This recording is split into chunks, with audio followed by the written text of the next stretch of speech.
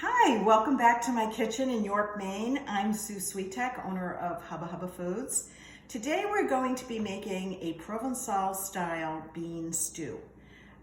So we're going to start first of all with our beans. Now I have some navy beans. I love them. And as you can see, they're very tiny. They look like this. These are dried beans and we've got 1 cup. You can use whatever beans you have in the cabinet. Dried cannellini beans, cattle peas, black-eyed peas. It doesn't make a difference. This will work. You're just going to have to think a little bit about the size of your beans. If they're significantly bigger than my navy beans, you're going to want to cook this a little longer.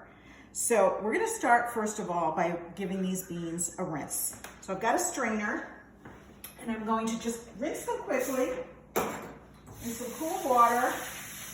Give it a stir.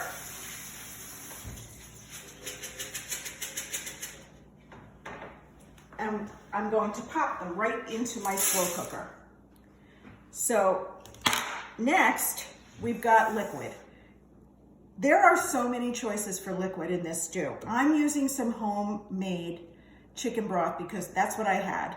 You can use chicken broth in boxes. Just be careful of whether it's got salt in it. If it does have salt in it, you're going to want to scale back a little bit on the salt that you use in this recipe. You can use veggie broth. You can even use water. You might want to bump up some of the other ingredients to make the broth a little more flavorful, but that's how forgiving this recipe is.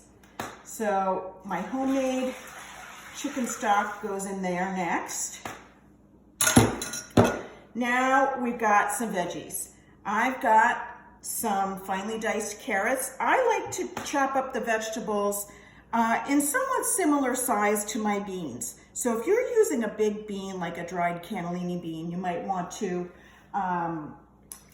dice up your carrots and your onions a little bit bigger.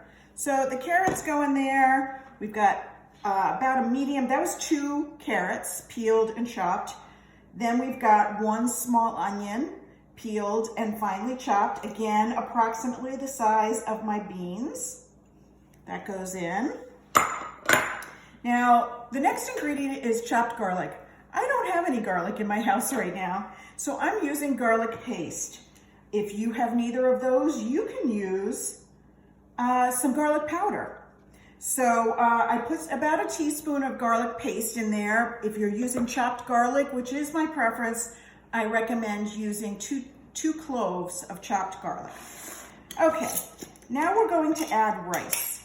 Now, the rice is in here not because it's a rice soup, but because over the long, slow cooking time of this stew, the rice is going to break down and become a thickener and make it more of a stew consistency. So let's get 3 tablespoons of long grain white rice into my slow cooker. Okay, next, the flavor. This is going to pack quite a punch of flavor for your stew. It's our Hubba Hubba Foods Herbs de Provence, and we are going to add a teaspoon.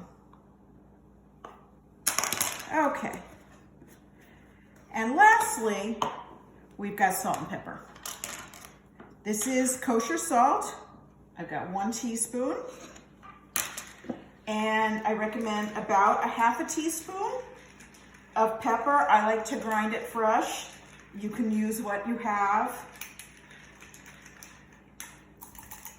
And we are going to pop the lid on there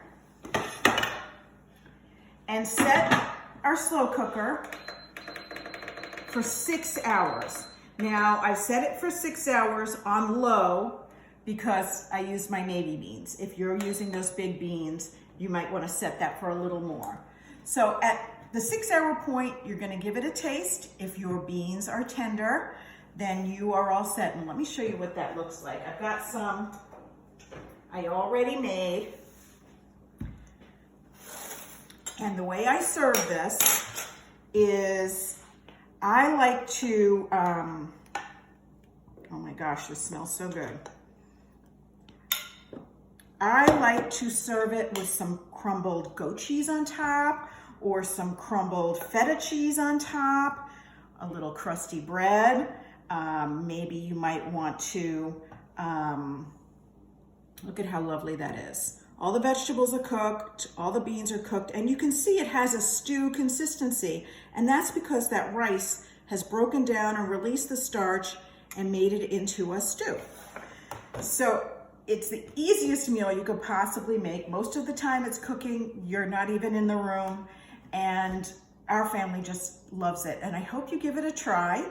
The recipe is on our website, hubbahubbafoods.com, and I hope you enjoy.